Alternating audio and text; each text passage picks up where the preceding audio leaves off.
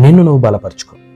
అదేంటి బ్రదర్ అంటే, చూడండి, ఇది ప్రతి ఒక్కరికి, మరి నువ్వు స్టూడెంటే కానీ, టీచరే కానీ, పేరెంట్సే కానీ, మరి పిల్లలే కానీ, ప్రతి ఒక్కరి జీవితాల్లో ఏదో ఒక సందర్భంలో ఇది మనకి చాలా అవసరం.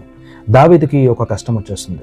తన పిల్లల్ని, మరి తన భార్యల్ని, అందరినీ, మరి తన సైనికులకు సంబంధించిన భార్యల్ని, పిల్లల్ని కూడా ఎత్తుకుని వెళ్ళిపోతే వాళ్ళందరూ విసికి ఈ యొక్క శ్రమ మనకి దావీదు వల్లే వచ్చింది కాబట్టి దావీదునే చంపాలి అని చెప్పి వాళ్ళందరూ మరి దావీదు మీద డిప్రెషన్తో, కోపంతో ఉన్నప్పుడు అక్కడ ఒక వచనం ఉంటుంది.